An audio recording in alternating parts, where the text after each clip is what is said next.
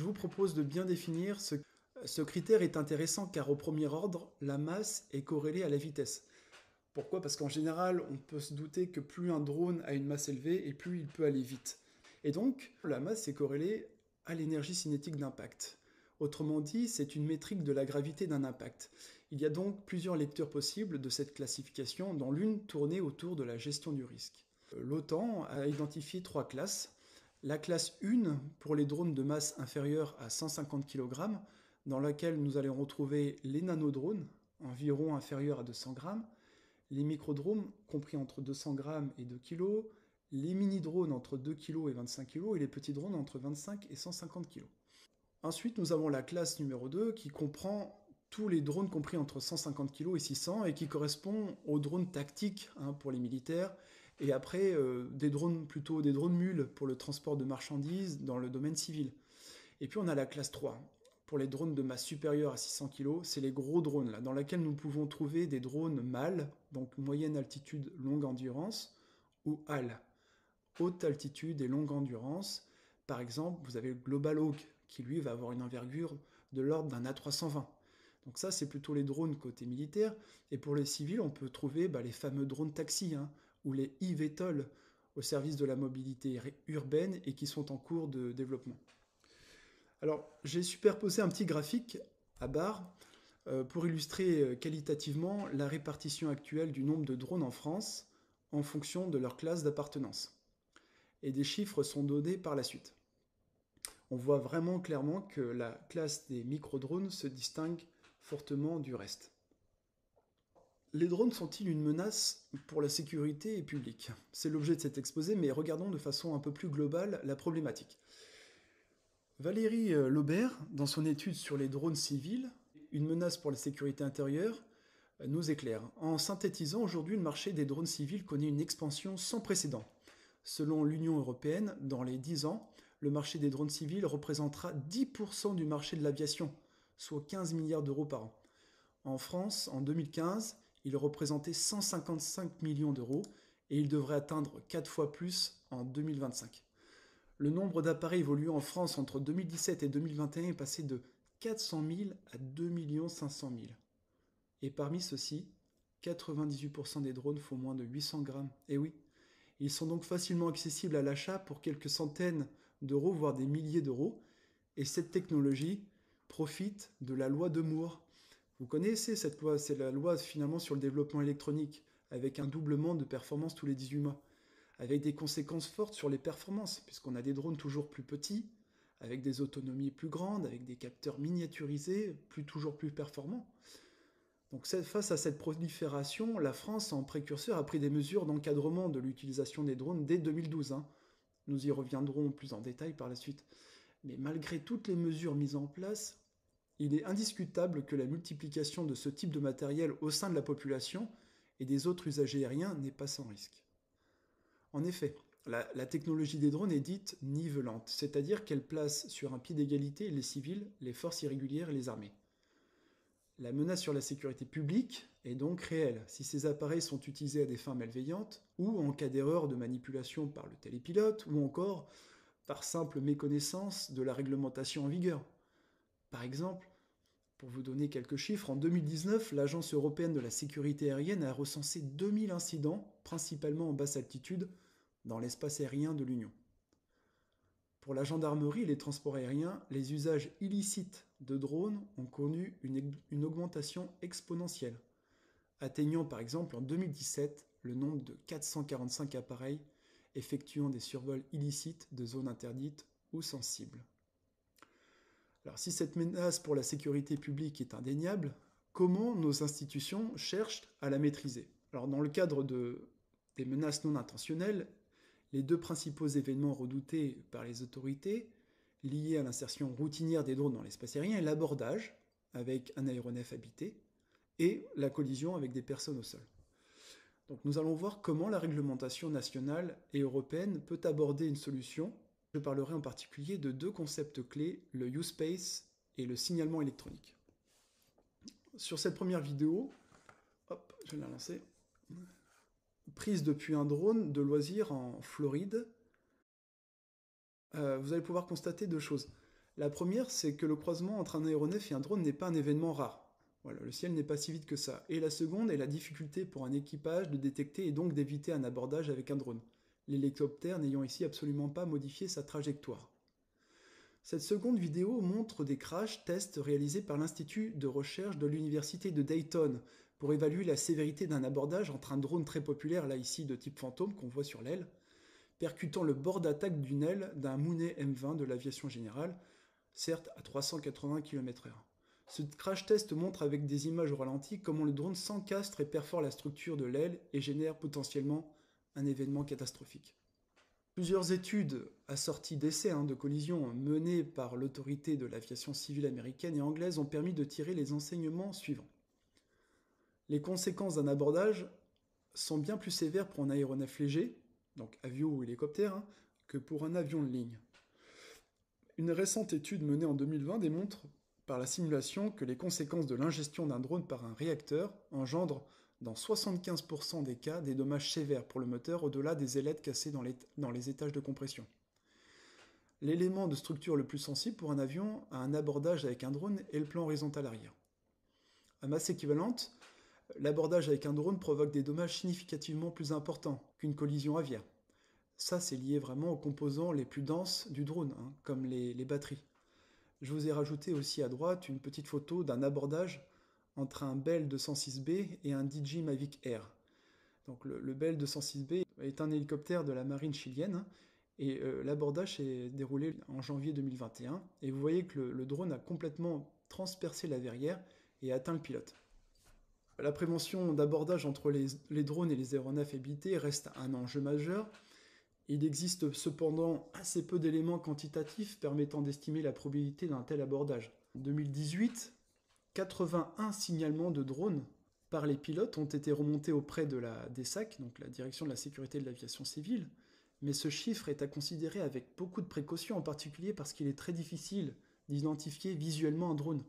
C'est lié aux limites physiologiques de perception de l'œil humain. La tendance est à la recrudescence. Le Bureau Enquête et Accidents pour la sécurité de l'aéronautique d'État constate en 2022 une augmentation de croisements non maîtrisés entre drones et aviation militaire, et en particulier les hélicoptères des autorités d'emploi, qui sont les principaux utilisateurs des basses couches.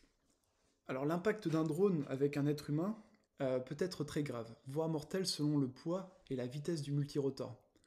De plus, ces hélices en plastique ou carbone qui tournent à grande vitesse peuvent engendrer de graves coupures.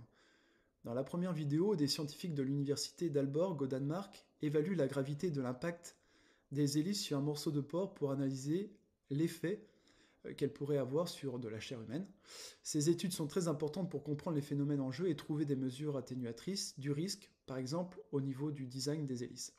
Sur cette deuxième vidéo, les chercheurs américains de l'université de Virginia cherchent à quantifier sur un mannequin monitoré les effets de la collision, c'est-à-dire dissipation de l'énergie dans la profondeur de pénétration et vitesse associée pour induire les risques d'une blessure interne. Vous avez vu qu'il y avait différents drones populaires et qu'ils utilisaient comme ça sur un mannequin. La troisième vidéo vous montre une foule de 5000 personnes en Chine en 2021 exposées directement à ce risque de collision. Toutes ces études montrent vraiment que prendre une petite tondeuse volante sur la tête n'est pas sans conséquence pour la personne. Alors pour la petite histoire, là, dans le cadre de ce spectacle futuriste, ce qui n'a pas fonctionné, c'était effectivement un problème technique. Donc là, vous avez quand même une centaine de drones qui tombent. On peut en déduire que la gravité d'une blessure dépend de la vitesse de déformation de notre corps au niveau du point d'impact. Et cette dernière est liée à de très nombreux paramètres, tant au niveau des propriétés du drone, masse, vitesse, nature des matériaux, que celle de la zone du corps touché, c'est-à-dire de la tête, de l'abdomen, ou de l'âge de la personne, du type de vêtements portés. Donc. Dans un souci de simplification, le comité américain Range Safety Ground Risk a conclu dans un rapport en 2007 que tout impact associé à une énergie cinétique inférieure à 33,9 joules garantit que les potentielles blessures résultantes ne sont pas mortelles. Mais pour éviter des blessures graves, il faut rester en deçà de 14,9 joules. De l'EASA, dans son rapport final de 2016, met en place un seuil de masse à 250 grammes, en expliquant que tous les drones inférieurs à cette masse peuvent être considérés comme inoffensifs. Pour respecter le critère de 33,9 joules, il faut qu'un drone de 250 grammes ait une vitesse inférieure à 57 km/h, et cette vitesse est souvent la vitesse maximale prise par les constructeurs. Je vous ai rajouté une petite image sur l'expérimentation par Mythbusters des dangers d'une collision d'un drone pour l'homme, et également un petit graphique à gauche qui vous montre finalement la relation qu'on peut tirer entre la masse et la vitesse d'un drone. On peut se poser la question, comment est assurée la sécurité aujourd'hui face à ces menaces non intentionnelles? Donc la réglementation a notamment pour objectif de protéger les personnes au sol contre les chutes d'aéronefs sans équipage à bord, et de protéger les autres usagers du ciel en évitant les abordages. Donc depuis le 31/12/2020, la réglementation nationale a laissé place à la réglementation européenne pour la sécurité aérienne. Nous avons 27 États membres et donc nous avions, avant le 31/12/2020, 27 réglementations sans garantie de compatibilité. Donc le principal intérêt déjà de cette réglementation européenne, c'est qu'un exploitant de drone d'un État membre puisse aller dans un autre en toute transparence. Néanmoins, malgré ce passage à la réglementation européenne, certaines règles restent nationales, tout simplement parce qu'elles ne relèvent pas de ce domaine-là, de la sécurité, et qui sont de l'ordre plutôt de la sûreté et des règles relatives au droit du travail et à l'espace aérien. Donc cette réglementation, je ne vais pas rentrer dans le détail, mais se base en tout cas sur des principes de bon sens. L'objectif, c'est de porter à la connaissance du pilote les risques engendrés par son activité, respecter des hauteurs de vol maximales, donc ça permet d'avoir une pseudo-ségrégation naturelle avec le trafic habité. Vous avez également le principe de géovigilance, c'est-à-dire savoir si on peut ou pas voler dans la zone, limiter le risque pour les personnes survolées, donner la priorité aux aéronefs habités, respecter la vie privée, voilà. Tous ces principes qui relèvent du bon sens, mais qui permettent de limiter le risque. Bon, la classification des opérations se fait désormais en fonction du niveau de risque, et donc, a priori, indépendante de la finalité de l'opération, que celle-ci soit de loisir ou professionnelle. Pour les opérations à très faible risque, pour lesquelles aucune autorisation n'est nécessaire, on va plutôt se retrouver dans la catégorie ouverte, c'est la vignette verte. Alors ici, pour la catégorie ouverte, on va parler plutôt de vol en vue directe, à très faible hauteur et sans survol de personnes, avec des drones de masse inférieure à 25 kg. Donc on se rapproche un peu de la philosophie du scénario S1 dans la réglementation nationale. À l'autre extrémité du spectre, vous avez donc dans la fameuse case rouge des opérations à risque très élevé, comme le transport de personnes, du transport de fret en milieu urbain avec des drones potentiellement lourds de la classe 2 ou 3, et là, ces opérations relèvent quand même de la catégorie certifiée. On rejoint quelque chose qui est bien connu dans la réglementation pour l'aviation habitée, avec un drone certifié, un exploitant certifié, des licences de télépilote qui sont adaptées. Et puis, entre les deux, vous avez des opérations avec des niveaux de risque intermédiaires, qui peuvent être modérés ou élevés. Bon, il y a principalement deux types d'opérations dans cette catégorie spécifique. Une opération suivant les scénarios standards déclaratifs, qui pourrait plutôt s'apparenter aux scénarios 2 et 3 de la réglementation nationale, ou des opérations hors scénario standard et qui nécessitent, après une analyse de risque par la DSAC, d'une autorisation spécifique. Imaginons que de nombreux exploitants de drones aient besoin de réaliser des vols en dehors des scénarios standards édictés par la réglementation, dans des zones colocalisées, proximité d'une ville, donc avec un niveau de risque potentiellement élevé. Comment on peut s'assurer de la coordination de toutes ces opérations? Ça a l'air assez complexe. Et c'est là qu'entre en jeu le U-Space. U-Space est un espace aérien désigné par l'État, en France c'est la DGAC, qui est doté d'un ensemble de services pour garantir une intégration sûre des drones, respectueuse de l'environnement et de la vie privée des citoyens. Donc U-Space est entré en vigueur le 26 janvier 2023. U-Space ne signifie pas une restructuration de l'espace aérien, ce n'est pas une classe d'espace, mais plutôt un volume qui possède ses propres services et des prérequis pour y pénétrer. Donc ces espaces apparaîtront sur les cartes aéronautiques avec leurs informations propres. Le U-Space sera géré par un USSP, un U-Space Service Provider. C'est un peu comme un contrôleur, mais c'est un prestataire de services certifié par l'autorité nationale et qui doit rendre, lui, 4 services. Donc c'est finalement l'USSP qui est notre grand coordinateur. Alors, il y a le premier service, c'est le service d'identification du réseau, c'est-à-dire l'identification en continu des drones, des informations sur les exploitants associés à leur opération. En gros, c'est qui est qui. Vous avez le service de géovigilance qui informe l'exploitant du AS des contraintes de l'espace, où sont les zones interdites, les hauteurs de vol maximales. Vous avez également le service d'autorisation de vol qui octroie aux exploitants du AS les autorisations de vol de façon simple et automatisée en fonction de l'interférence de la zone d'évolution avec les contraintes de l'espace U-Space. Et puis, vous avez le service d'information sur la circulation. Alors lui, il vise à donner aux exploitants du AS des informations sur toute autre circulation aérienne perceptible, y compris habitée, afin de limiter le risque d'abordage. Bon, les drones étant vulnérables aux conditions climatiques, l'utilisation du service d'information météorologique peut être dispensée par l'USSP, mais sans obligation. Enfin, le service de contrôle de la conformité, tout en bas à droite, entre le vol déposé et celui en cours de réalisation, peut également être exigé par la DGAC sur la base de l'évaluation des risques dans l'espace aérien. Tous ces services seront payants, et oui, et l'exploitant du AS devra s'acquitter d'un abonnement mensuel ou à la carte auprès de l'USSP.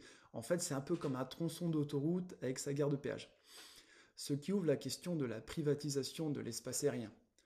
Le U-Space ne sera pas déployé partout, la priorité sera donnée là où un volume important de vols est prévu. Les U-Space sont d'abord tout un espace aérien doté de services pour garantir une intégration sûre des drones. Entrée en vigueur le 26 janvier 2023, 3 éléments clés.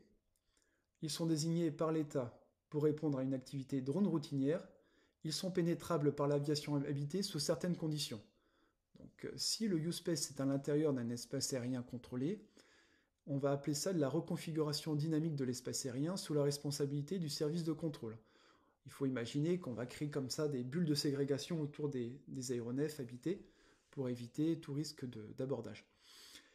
Et si, par exemple, le U-Space, lui, est dans un espace aérien non contrôlé, on va demander à l'aéronef d'être équipé d'une perceptibilité électronique. Alors, qu'est-ce que ça veut dire? Ça veut dire que l'aéronef doit être capable de transmettre à l'USSP sa position en temps réel, afin d'assurer le service d'information sur la circulation. Et donc, ces systèmes de perceptibilité électronique sont en stade de définition, mais on peut très bien imaginer que l'ADSB, qui pourrait être un système valable, au même titre, par exemple, qu'un FLARM ou autre chose. Donc là, c'est vraiment encore ouvert à ce niveau-là. Ensuite, effectivement, on parlera des cas de service U-Space que je vous ai expliqués, qui sont obligatoires. Et puis après, vous avez également les U-Space, ils ont besoin d'une infrastructure réseau pour écouter tous ces flux d'informations et les rediffuser. Et donc, cette infrastructure qui va permettre la mise à disposition des données auprès de tous les acteurs concernés, c'est le service d'information commune, le CIS. Alors vous comprenez que cette coordination ne peut se réaliser que si tout le trafic aérien est coopératif. Voir les drones est donc une brique indispensable au fonctionnement du U-Space. Mais pour tous les drones qui ne sont pas exploités dans un U-Space, comment s'assurer qu'une personne mal renseignée ne va pas survoler un site sensible? Au sein du ministère des Armées, nous avons certains sites qui sont survolés. Lorsqu'il y a survol, 8 fois sur 10, cela relève de la curiosité, de la méconnaissance et très rarement d'une autre raison. Une première solution pour voir ces drones est le signalement électronique. Qu'est-ce que le signalement électronique? C'est la capacité d'un drone à diffuser à tout instant du vol un signal Wi-Fi contenant un identifiant unique et des informations de vol telles que la position et la vitesse. Pourquoi? Parce que l'objectif est de permettre aux forces de l'ordre de déterminer à distance si le vol d'un aéronef est licite, notamment aux abords de sites ou d'événements sensibles. Grâce à l'écoute du signalement électronique, ces derniers peuvent remonter à l'identité du pilote si ce drone est référencé sur le site Alpha Tango.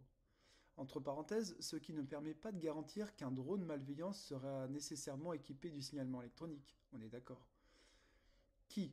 Eh bien, tous les drones en France d'une masse supérieure à 800 grammes doivent être équipés du signalement électronique, et ce seuil va passer à 250 grammes pour le signalement européen, ce qui va engendrer une population de drones équipés du signalement électronique qui va être bien plus importante. Quand l'obligation est immédiate depuis le 29 juin 2020, et sinon, eh bien l'exploitant prendra une contravention de 4e classe de 135 € ainsi que la confiscation du drone. Si pour certains signalements électroniques riment avec bracelet électronique, et je pense en particulier aux associations d'aéromodélisme, on peut tirer parti de cette obligation. J'ai ajouté une photo en bas à droite d'un module d'écoute du signalement électronique commercialisé par la société Skyinov pour environ 168 € et qui peut se connecter à une application de téléphone pour afficher les trafics de drones détectés. Vous pouvez ainsi en temps réel connaître les positions de vos drones, enregistrer les trajectoires, les exporter pour les visualiser sur Google Earth par exemple, et si jamais vous perdez votre drone, vous pouvez utiliser cette solution pour le localiser. Finalement, c'est assez intéressant comme capacité, mais ce qu'on voit, c'est que c'est vraiment tourné autour de la sûreté et pas forcément autour de la sécurité. Et donc, la question qu'à la DGA, nous, on s'est posée, c'était de savoir si le signalement électronique pouvait être utilisé à des fins de prévention d'abordage. Parce que tous les drones civils d'une masse de 800 grammes disposent de cette capacité, et puis en plus, ce seuil sera abaissé à 250 grammes bientôt.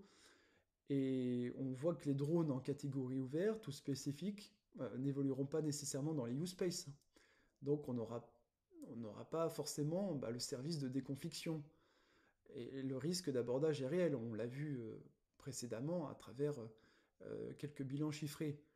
C'est en priorité les hélicoptères, puisque les hélicoptères, en particulier des autorités d'emploi, ce sont les principaux utilisateurs de la basse couche. Dès que possible, et sinon, bing. Donc la solution générale qu'on a voulu mettre en place doit répondre à un cahier des charges assez simple. C'est d'abord, il faut que le système puisse assurer une détection performante. Je reviendrai sur le terme détection performante par la suite. Ensuite, il faut effectivement que cette solution soit compatible de l'environnement direct du pilote. Par exemple, le pilote disposant d'une tablette, il faut que ça soit compatible avec sa tablette. Et puis, il faut que ça soit compatible avec d'autres solutions d'anti-abordage. L'idée, c'est surtout pas multiplier le nombre d'interfaces dans le cockpit vis-à-vis du pilote, et donc le saturer d'informations. Et surtout, il faut avoir une intégration sur hélicoptère qui soit la plus légère possible, parce que les coûts sont vraiment liés à cette dernière exigence. Donc l'idée, c'est d'avoir un système qui soit autonome en énergie, qui soit compatible d'un point de vue électromagnétique avec l'avionique, léger et compact pour être facilement fixé, et pas de modification de la structure. Alors quand on parle d'une détection performante au niveau de la sécurité aérienne, eh bien pour l'anti-abordage en tout cas, un des critères principaux, c'est le préavis avant impact, de 12,5 secondes. Donc cette métrique-là, elle nous dit quoi? Elle nous dit qu'un pilote, entre le moment où il voit la menace, il analyse cette menace, donc la trajectoire conflictuelle avec son aéronef, et il va ensuite générer une manœuvre d'évitement, il a besoin d'environ 12,5 secondes. Donc par rapport à ce critère-là, on a identifié deux phases de vol importantes pour l'hélicoptère. Le vol stationnaire, donc un stationnaire seul, où là finalement, si on veut se prémunir de drones, il faut observer partout dans la sphère, avec un rayon de 400 mètres en faisant une hypothèse d'une vitesse de rapprochement, qui est là la vitesse drone, de 60 nœuds. Et puis on a aussi une autre phase qui est le vol de transit. Là l'hélicoptère va donc avancer, avec une hypothèse sur sa vitesse de 120 nœuds, et bien ça génère finalement un cône de détection centré sur le secteur avant, avec un rayon maximal de 1200 mètres et un angle au sommet de 60 degrés. Voilà, donc ça ce sont nos exigences pour assurer une détection performante et pour prévenir d'abordage. Alors au niveau de l'architecture DroneCC, DroneCC c'est le nom qu'on a donné à notre système pour CC pour système d'écoute du signalement électronique. Donc l'architecture de cette solution, elle part d'abord d'un drone, c'est celui qu'on doit voir, qui lui est supérieur à 800 grammes et donc dispose d'un signalement électronique, et il va transmettre très régulièrement ces informations, et en particulier de position. L'idée c'est d'avoir une clé Wi-Fi qui capte le signalement électronique, donc cette trame beacon. Ensuite, il faut avoir une petite unité de traitement qui va extraire du signal les positions vitesse du drone. La trame est parfaitement connue puisqu'elle est décrite dans les arrêtés, donc là c'est facile d'extraire du signal, c'est variable. Et ensuite, il faut les mettre dans le bon langage pour adresser n'importe quelle grande application de navigation. en particulier SDVFR qui est très prisé par les aéroclubs. Donc l'idée c'est de pouvoir ensuite diffuser vers une tablette ou un smartphone, vers l'application de votre choix, la position du drone. Et donc vous n'avez pas besoin comme ça de modifier l'environnement, vous restez sur un environnement très familier. Alors je vous ai mis en bas à droite un exemple de tram Wi-Fi codé. Donc drone CC, c'est ce petit module. Donc à quoi ça ressemble? Ça ressemble à ça. Vous avez le prototype qui a été réalisé en 2021. Donc vous avez une petite Raspberry Pi qui va faire le traitement. Et vous avez une clé USB qui est une clé Wi-Fi, qui elle va s'occuper de la partie écoute. Et donc après des essais sols qui ont été concluants, on est passé au prototype V2 en bas à droite en 2022, qui montre là une intégration un petit peu plus robuste, puisque là ça va aller dans un hélicoptère, un Fennec, avec également, et un peu plus sécurisé au niveau électrique. Donc là sur ces quelques photos, donc vous voyez ici le Fennec de DJI S'envole avec un Phantom 4.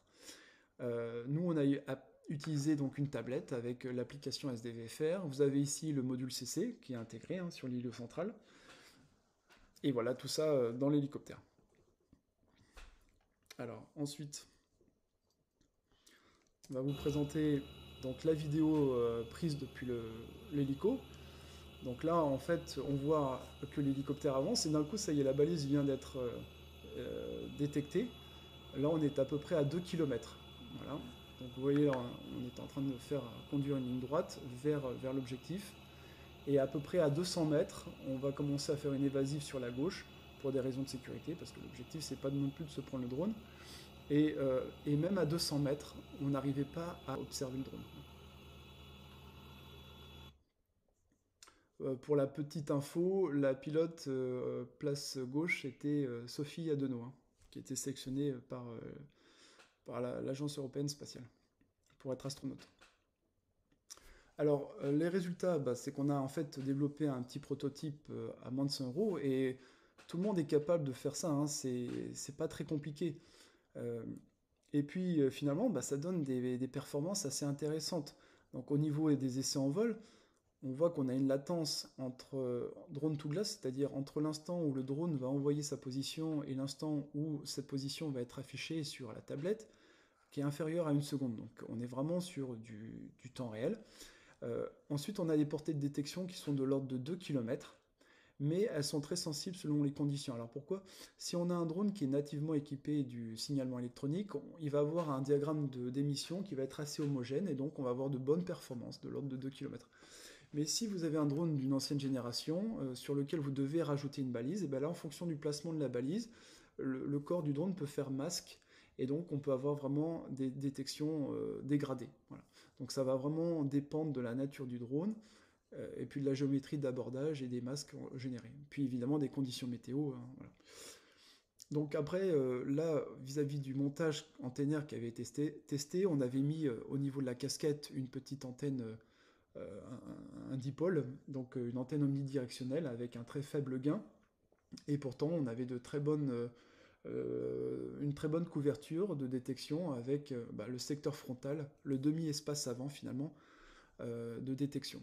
Donc là en fait on répondait vraiment bien à notre problématique de vol en transit, pas forcément complètement sur un vol stationnaire, mais rien ne nous empêche de rajouter une autre antenne positionnée ailleurs pour pouvoir compléter la couverture.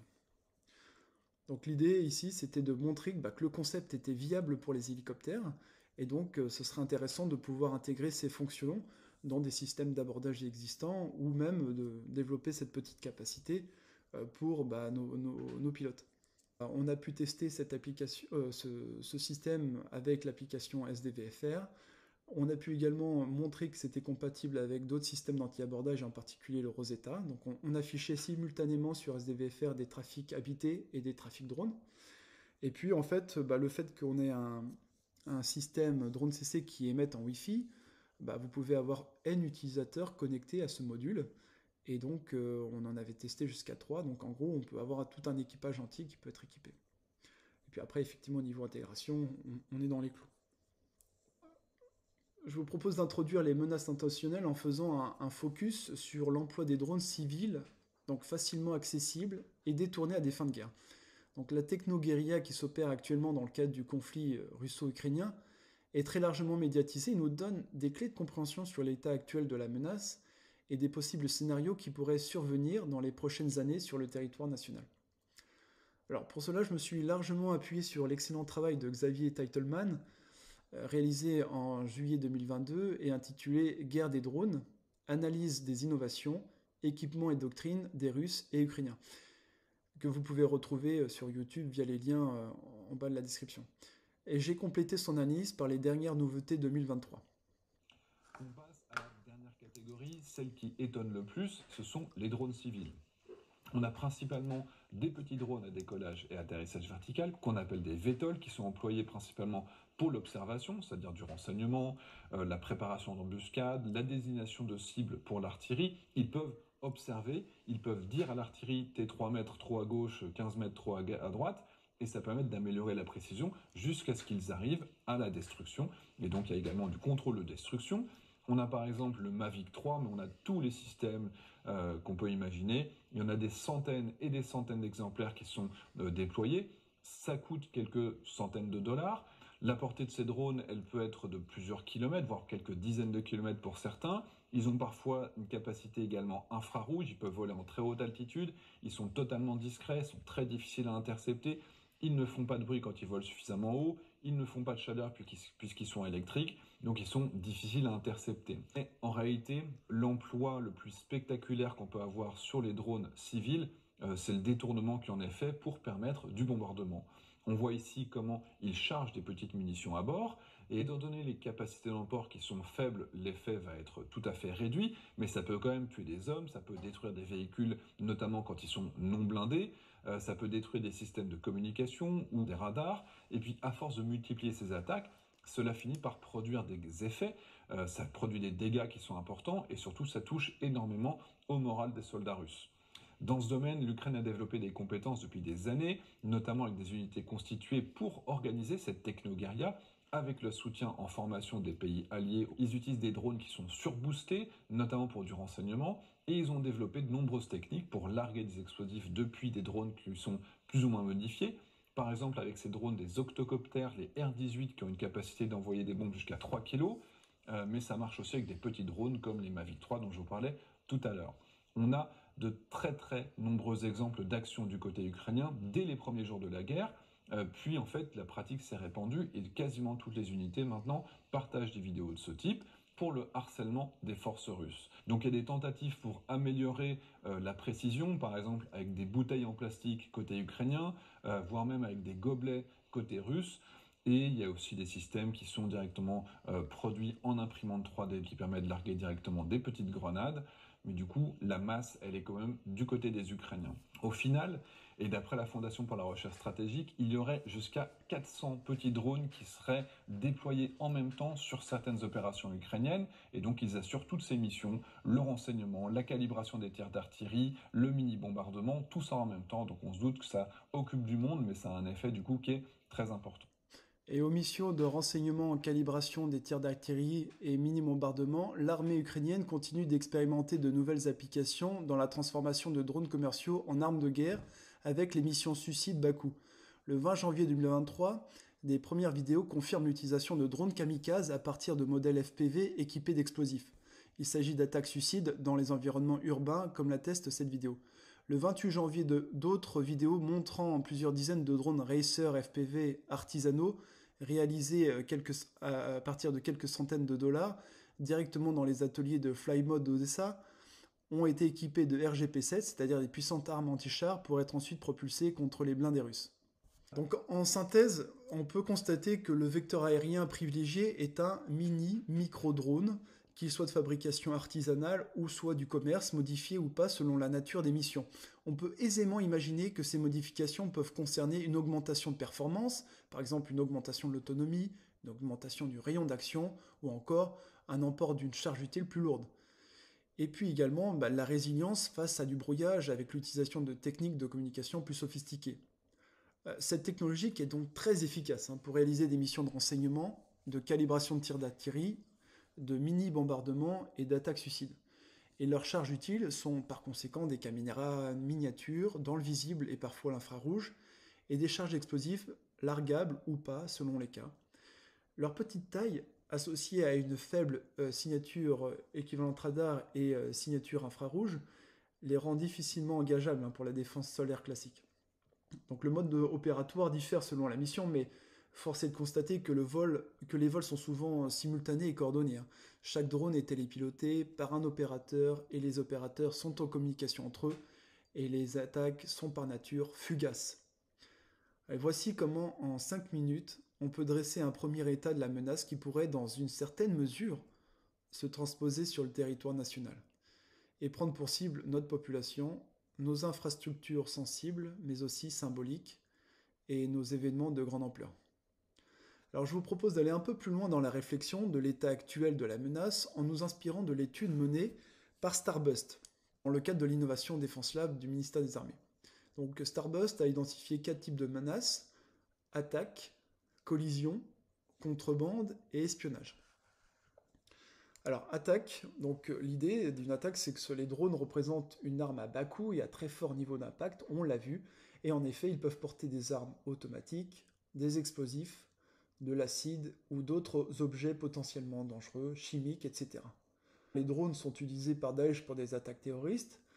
On peut dire également qu'à l'étranger, l'utilisation de drones à des fins malveillantes est en augmentation. Par exemple, au Venezuela, en août 2018, une tentative d'assassinat dont l'identification des commanditaires est toujours débattue, à l'aide de plusieurs drones DJI matricisants, a visé le président Maduro. En novembre 2021 a eu lieu une autre tentative d'attentat contre le Premier ministre irakien à l'aide de 3 drones suicides de grande endurance chargés d'explosifs. Des attaquants ont visé la résidence du responsable politique, pourtant en pleine zone verte à Bagdad. Malgré un niveau de sécurité très élevé, seulement 2 appareils sur 3 ont été interceptés et le dernier a réussi à déclencher sa charge. Vous avez également quelques photos d'un drone artisanal réalisé par un étudiant américain, en haut, sur lequel est fixée une arme de poing dont la détente est déclenchable à distance. Et je vous ai également mis une photo d'un prototype de drone russe sur lequel est fixée une Kalachnikov. Si on passe maintenant aux collisions, donc les drones, comme vous l'avez vu, peuvent entraîner une destruction d'une partie des aérostructures d'un avion en cas de collision. Et le risque est présent aussi pour les infrastructures sensibles.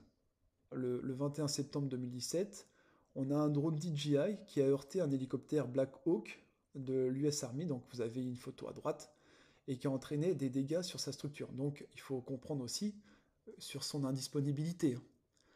Donc les abordages peuvent être intentionnels.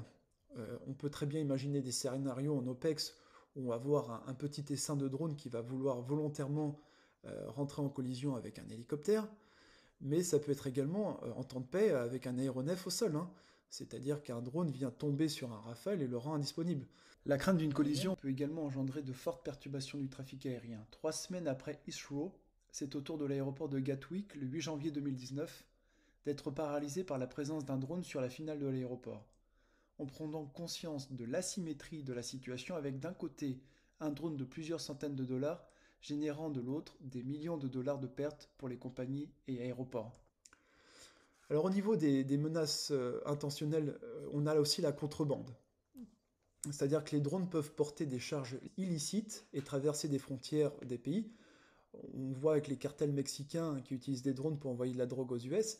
Et ils peuvent également transporter des produits à l'intérieur de prisons. Donc le 27 septembre 2019, un prisonnier aux États-Unis s'est fait livrer un téléphone par un drone. En France, RTL en 2022 a fait un article sur les surveillants pénitentiaires de la prison de Séquedin en région Hauts-de-France qui chaque soir, chaque nuit, tentent d'intercepter plusieurs drones.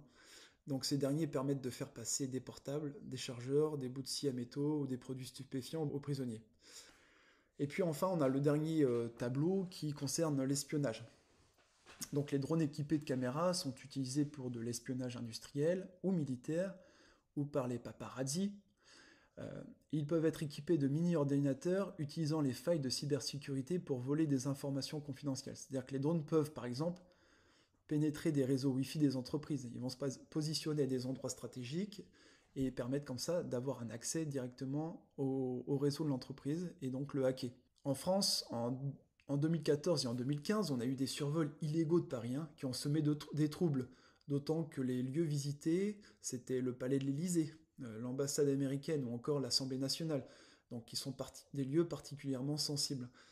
Plus récemment, en juillet 2018, un drone Superman de l'organisation non gouvernementale Greenpeace a réussi à pénétrer l'enceinte de la centrale nucléaire du Bugey.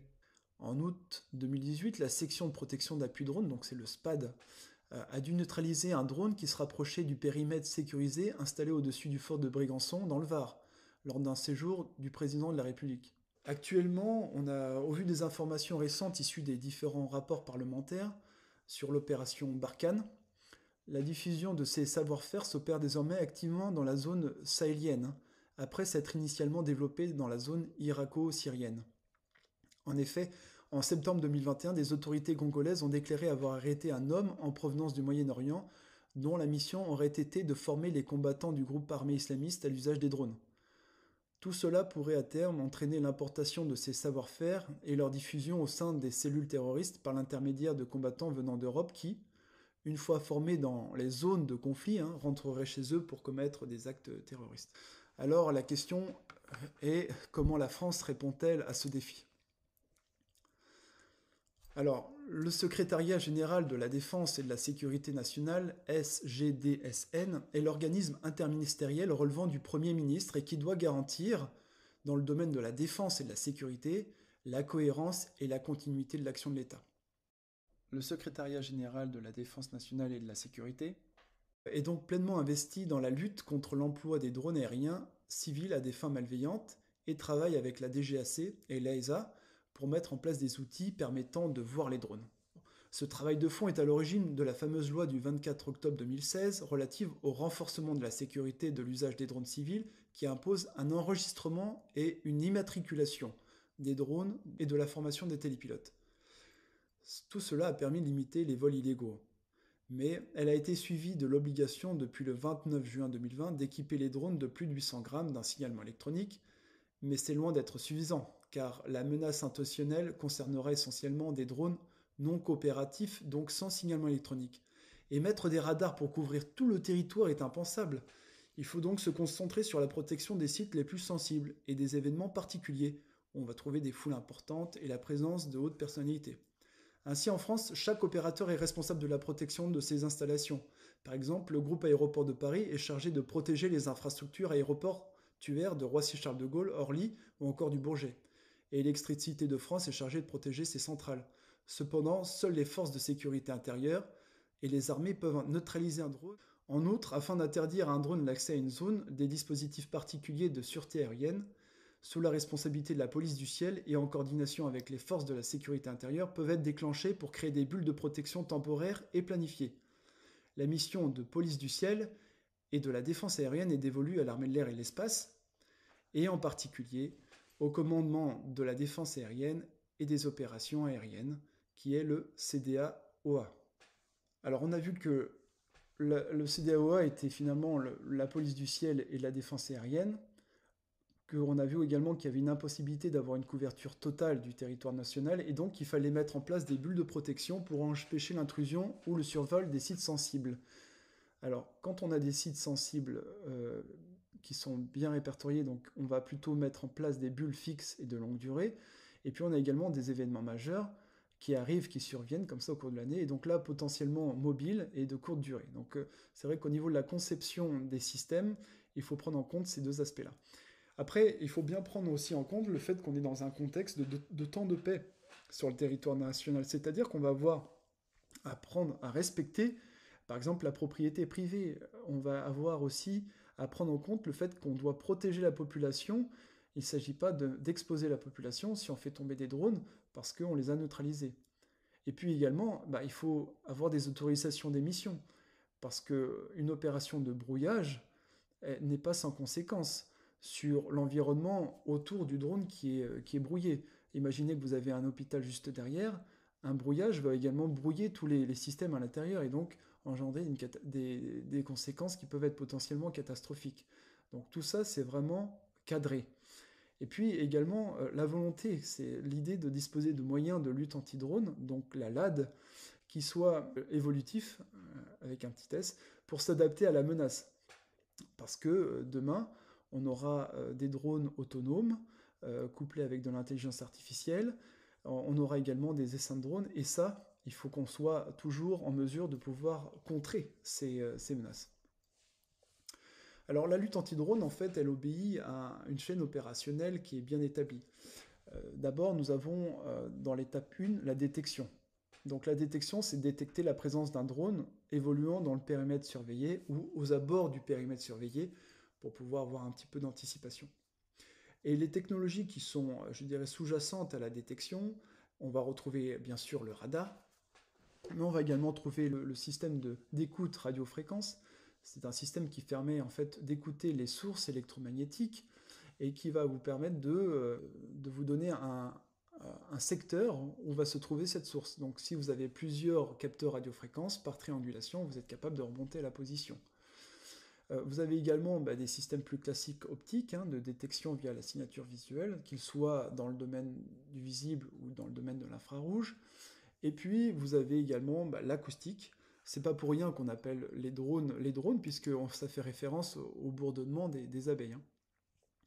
Alors effectivement, il y a beaucoup de défis dans l'étape de détection. Imaginez des drones autonomes sans émission, voire des drones pilotés par laser. Ça veut dire que ce sont des drones très discrets d'un point de vue signature électromagnétique. Donc on ne les verra pas avec, par exemple, un système de radiofréquence. Et c'est pour ça que face à la multiplicité des drones, la détection se base essentiellement sur des systèmes multisenseurs pour maximiser la probabilité de détection. Au niveau de l'identification et de la classification, donc l'identification c'est vraiment et la classification c'est vraiment l'idée de pouvoir dire ça c'est bien un drone, et ce n'est pas un oiseau, ce n'est pas un piéton, etc. Donc on va chercher à distinguer le drone des autres éléments dans l'environnement, et puis également, puisqu'on est aussi dans une idée de pouvoir le neutraliser, eh bien il faut aussi le caractériser, c'est-à-dire qu'on va essayer de connaître sa trajectoire, sa vitesse, son altitude, et connaître également la nature du drone, sa taille, etc. Pour identifier peut-être aussi des intentions derrière. Et puis alors les technologies qui sont utilisées pour répondre à cette deuxième brique, eh bien, elles peuvent être comparables à celles employées dans la phase de détection.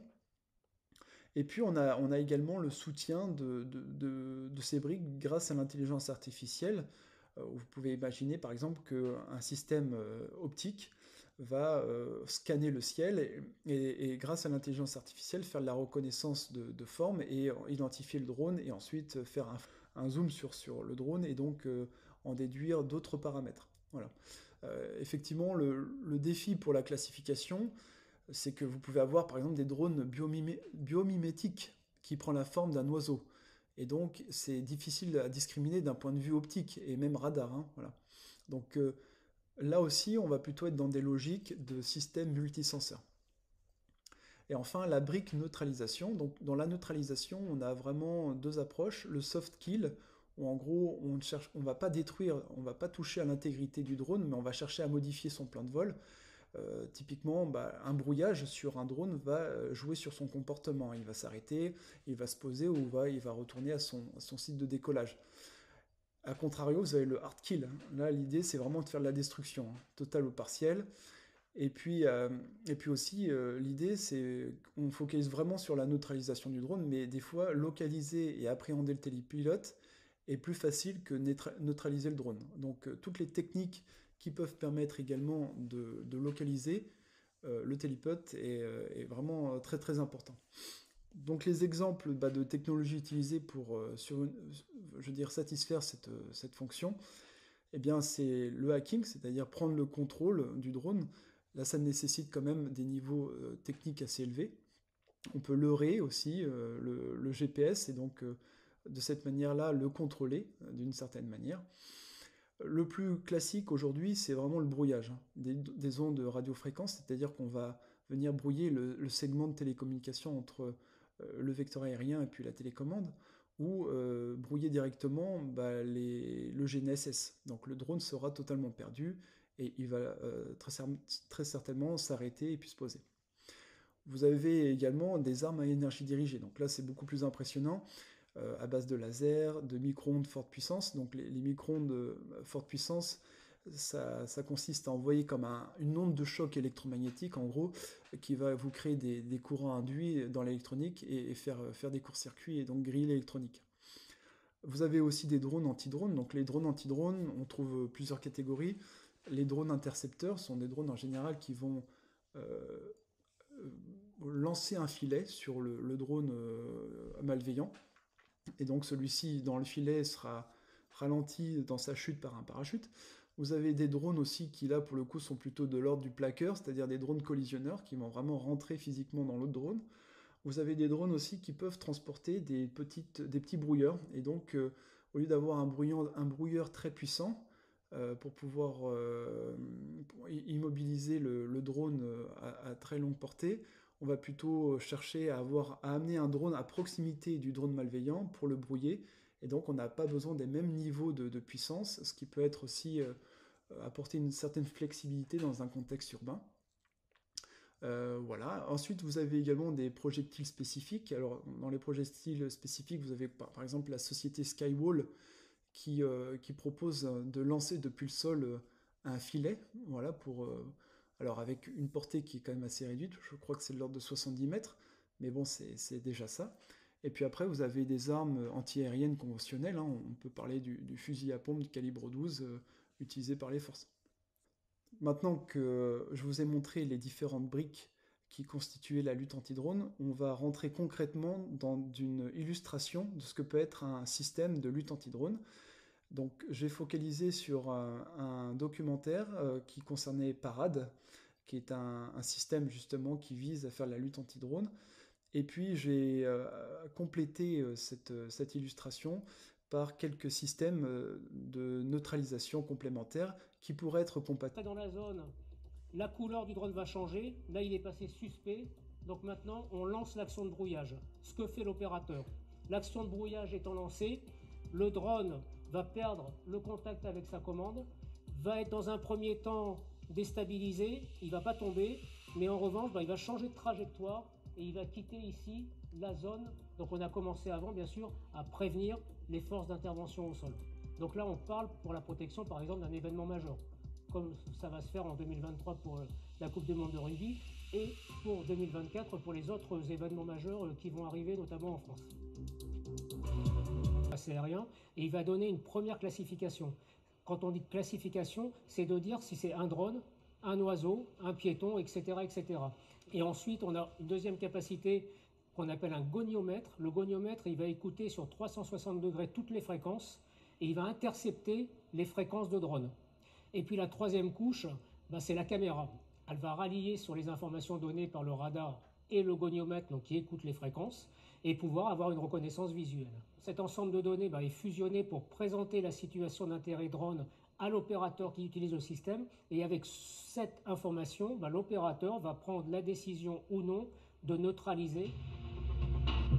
Il y a très peu d'actions à faire, quelques clics, un peu toucher un joystick, mais c'est globalement assez simple. Donc ça permet de prendre le temps de surveiller l'évolution du drone, de voir s'il continue à avoir une trajectoire qui est menaçante et d'être prêt à brouiller dès que ce sera nécessaire. Aujourd'hui, qu'est-ce qu'on brouille? On brouille le lien entre la télécommande du drone et le drone lui-même. Ça veut dire que ce lien étant coupé, le drone va s'arrêter et se poser, ou alors il va changer de trajectoire et quitter la zone qui est menacée. Et si vraiment le drone continuait à avancer, parce qu'il peut aussi avoir un signal GPS, et dans ce cas-là, on a aussi la possibilité, c'est la deuxième brique, de brouiller également le GPS. Ça veut dire que le drone ne saura plus où il est et il va se poser. Aux commandes, il ne se passe plus rien. On n'a plus aucun contrôle sur la machine. Donc la machine, on n'aura plus de liaison radio avec, donc on ne pourra plus la piloter. On ne va plus avoir de retour vidéo. On ne va plus avoir son positionnement sur la carte, parce qu'on n'aura plus aucun retour directement de la machine. Donc pour nous, ce qui va se passer, c'est qu'on n'a plus du tout la main. On ne peut plus rien faire. Non, je ne peux pas dire que ce soit infaillible, ça va dépendre de l'évolution des menaces, mais Parade, c'est quand même un contrat qui est sur 11 ans et qui prévoit des évolutions. C'est-à-dire qu'il y a une anticipation qui est déjà faite sur les menaces futures pour pouvoir adapter ce système en fonction des nouvelles menaces ou des nouveaux positionnements où on pourrait déployer. Là, ici, c'est plutôt un exemple d'un système de drone intercepteur de drone.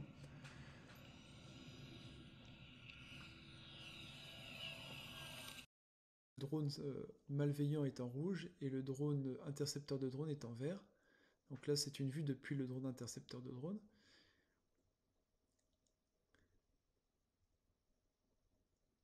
Et enfin, voilà, le drone intercepteur vient de larguer un filet pour capturer le drone malveillant et lui-même va finir ensuite sous son parachute pour un atterrissage tout en douceur.